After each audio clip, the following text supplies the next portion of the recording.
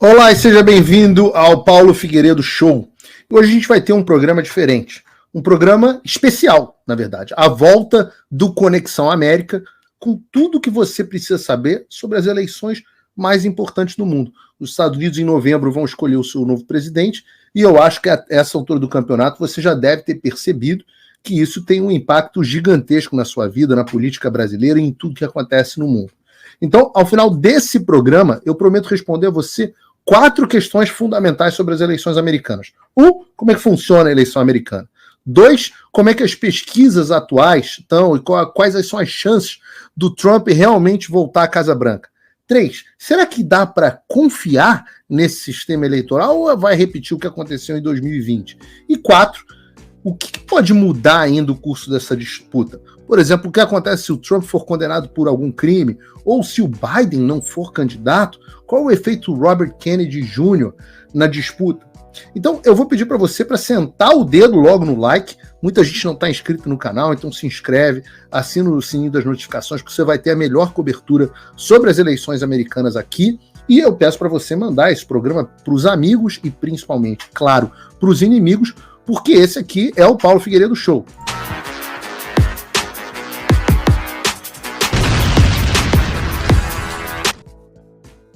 Opa, eu sei que você não aguenta mais ouvir, eu pedi para você fazer o triplo C, curtir, comentar e compartilhar, mas eu peço porque 4 entre cada 10 pessoas sequer estão inscritas no canal e a maioria não ativa as notificações e nem curte o vídeo e isso prejudica o nosso algoritmo. Então ajuda a gente aí, brigadão. É o Paulo Figueiredo Show, mas é também o Conexão América, um programa onde a gente mostra a você o que está acontecendo nos Estados Unidos sem o bullshit dos correspondentes internacionais brasileiros.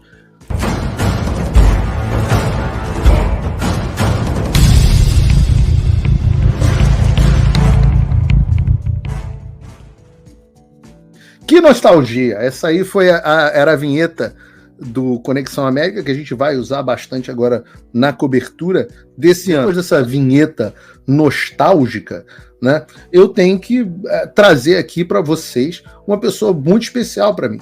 Porque muita gente não sabe, mas eu comecei no YouTube com um programa cobrindo a política americana. O programa se chamava Conexão América. E eu só falava do que acontecia nos Estados Unidos. Eu comecei o programa porque eu era revoltado com a cobertura do Caio Blinder, do Guga Chakra, como é o nome do outro? Esse pessoal da Globo News, Jorge Pontual, etc., que eu achava que eles só falavam besteira sobre o que estava acontecendo nos Estados Unidos.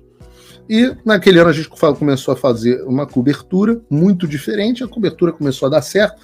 Depois o André Marinho, que muita gente hoje tem implicância com o André, coitado, porque ele não tem um gosto específico pelo Bolsonaro, mas o André é um amigo muito querido, foi ele que me levou para a Jovem Pan para fazer o Casa Branca 2020, e lá se vão 4 anos, o resto foi história, mas tudo começou aqui no Conexão América, na companhia de um dos meus grandes amigos que começou essa jornada comigo, que foi o Dr. Marcelo Ribeiro. Eu já vou trazer o Dr. Marcelo para conversa conosco, e algumas pessoas podem ter até uma certa nostalgia, porque o Conexão América foi o primeiro programa no Brasil que falou sobre as dificuldades eleitorais, né? Aquilo que a gente não pode falar mais a palavra, senão o algoritmo do YouTube arrebenta com a gente, desmonetiza, etc. Mas digamos assim, as dúvidas sobre a integridade do sistema de eleições americanas. A gente começou a falar disso em agosto de 2020. Eu vou trazer para a conversa aqui o Dr. Marcelo, que é parte dessa história. Dr. Marcelo Ribeiro, que bom ter você aqui de volta ao Conexão América, que bom estar contigo de novo, onde tudo começou e já se vão lá 4 anos. Uma felicidade muito grande, Paulo, estar aqui de volta. Realmente uma nostalgia incrível ouvir a vinheta do nosso Conexão América que a gente criou com tanto carinho e que deu tanto certo, fez tanto sucesso na eleição passada. Infelizmente o resultado não foi o que a gente esperava, mas estamos nós daqui de novo para uma nova jornada e eu espero que a gente faça mais. Todo mundo me cobra isso, sempre cobram a gente, né, para fazer o Conexão América, o pessoal gosta, então Vamos dividir um pouquinho o que a gente conhece da política americana com as pessoas, acho que o pessoal vai gostar.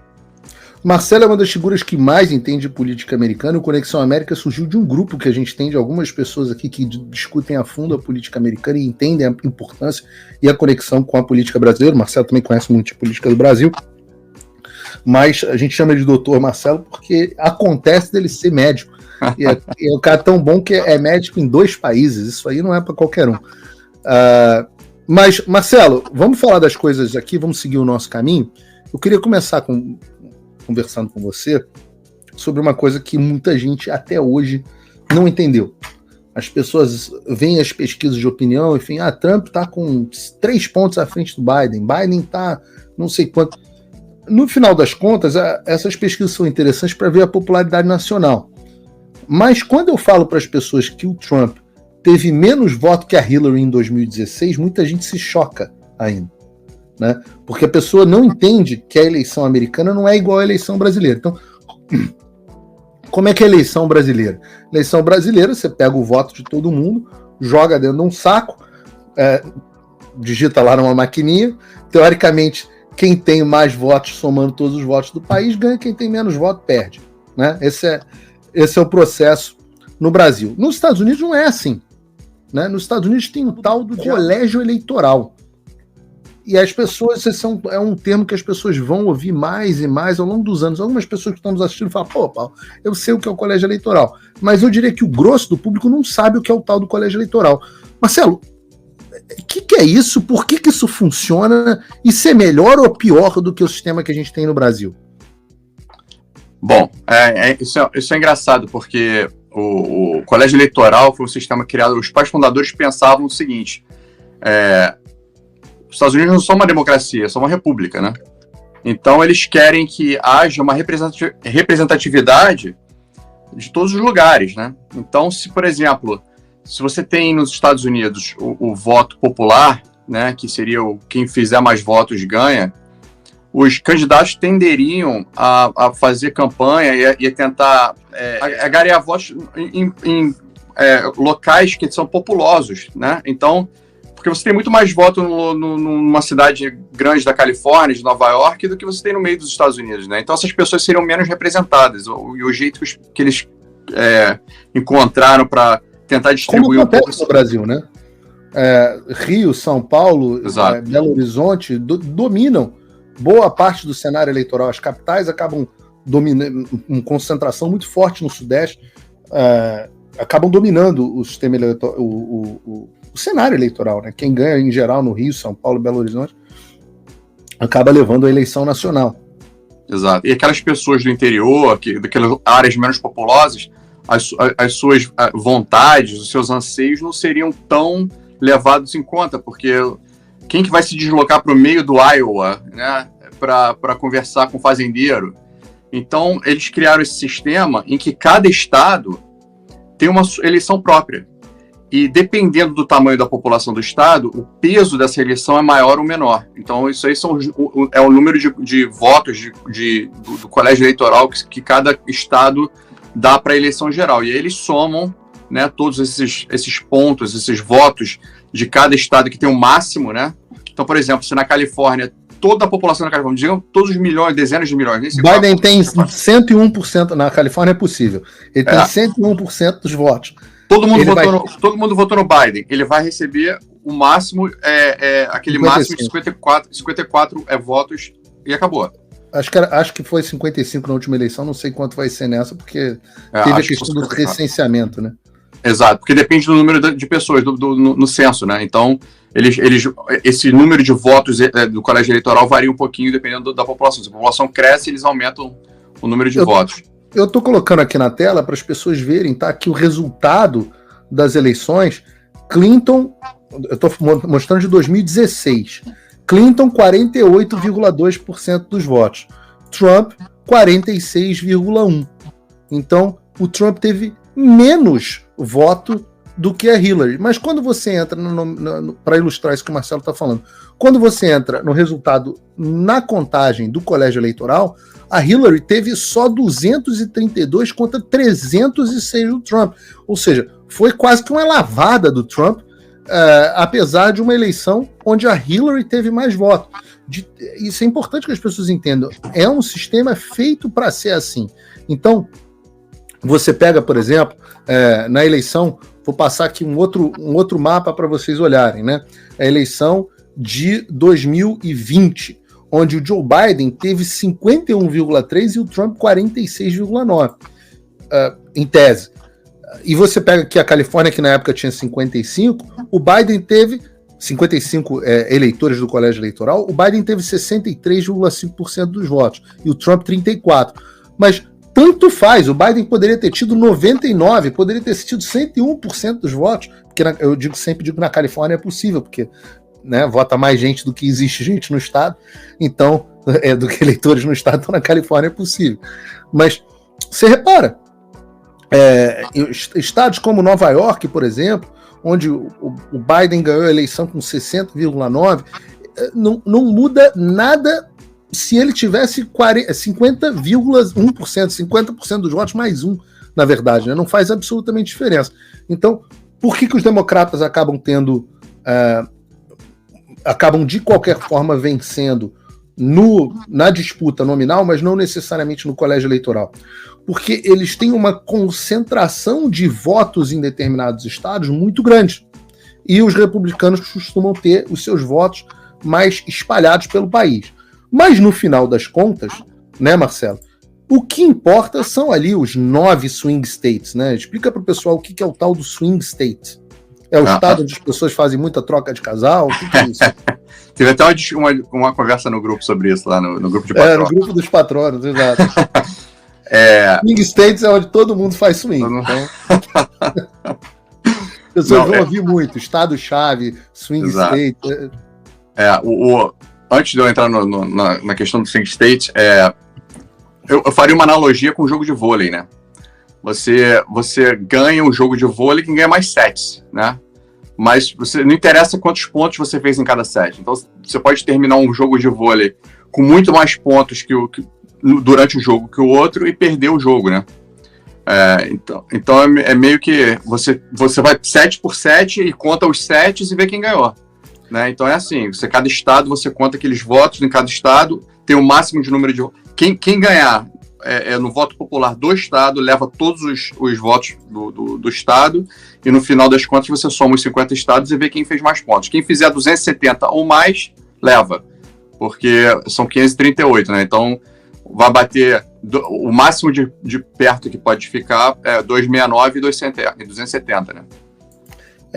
A especialista em vôlei não veio hoje, mas ela poderia aqui explicar melhor do que nós dois, que é a Ana Paula, que de vez em quando faz o Conexão América. Faz com a gente.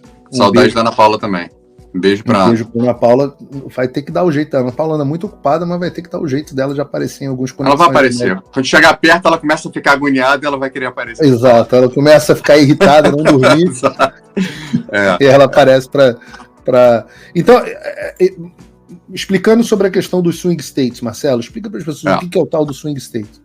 Bom, existem os estados considerados os estados safe states, né, que são os estados que vão sempre votar nos democratas, e os safe states são os estados que vão sempre votar no republicano há 20 anos, 30 anos, 40 anos, é assim. Quer dizer, desde a última vez foi o Reagan, né, na primeira eleição dele, ele ganhou, acho que 49 estados, perdeu em um estado, acho. Não foi o tal do avalanche, né, o landslide, como eles chamam. Mas quando a gente pega estados como, por exemplo, a Califórnia, onde o Biden tem 63% do voto, Oregon, o estado costuma ser também muito tranquilo, Washington, toda essa região aqui da Nova Inglaterra, Nova York, o teu Maine, Vermont, etc., costumam ser estados que são tranquilos para os democratas, né? Enquanto essa meiuca aqui costuma ser tranquila para os republicanos. Eu vou abrir só aqui de novo para comparação das pessoas a eleição de 2016 com a eleição de 2020. Então você olha que os estados aqui tanto esses estados aqui do Nordeste dos Estados Unidos quanto os estados da costa Oeste costumam sempre ficar ali com o lado dos democratas. A meiuca costuma ficar sempre com o lado dos republicanos. E aí você tem esses chamados swing states, né? Que são swing, vem do inglês balanço, né? Eles pendulam, às vezes vão para um lado e às vezes vão para o outro, não é isso? Exato. Então, swing states são aqueles estados, os battleground, né? Que são os estados da batalha, né? Que os candidatos vão focar mais, porque eles são estados que podem ir para um lado ou para o outro na eleição. Uma coisa interessante é que os swing states, eles mudam, né? De uma eleição para outra, eles vão mudando com o tempo. Então, estados que nunca foram swing states, que eram safe states para algum dos lados, pode virar um swing state. E um swing state pode virar um estado safe, né? Então, isso é uma coisa interessante. Como aconteceu, por exemplo, 2 exemplos aqui para ilustrar, o Arizona era um safe state republicano. Agora Exato. O Arizona foi para o Biden na última eleição e nessa eleição a gente vai ver aqui daqui a pouco, migrando aqui, talvez com o Trump de novo, está balançando para um lado ou para o outro. A Flórida é um exemplo da outra direção, né? A Flórida era um estado que o Bush ganhou por um pentelinho, todos os anos as eleições eram muito disputadas, e no final das contas, agora o Ron DeSantis ganhou o estado de lavada na última eleição, e ninguém tem dúvida que o Trump vai abrir quase que 10 pontos de vantagem em relação ao Biden no estado, se não mais, né? Eu acho que ninguém mais considera a Flórida um swing state. A Flórida foi um swing state por décadas, né?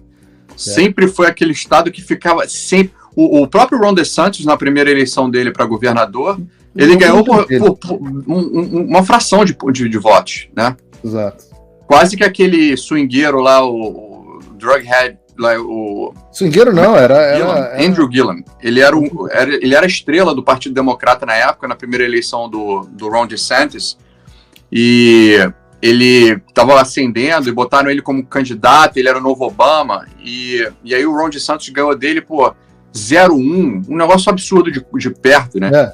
E aí algumas semanas depois ele foi encontrado num motel barato aqui na Flórida, desmaiado, desacordado, vomitado, cheio de drogas em overdose.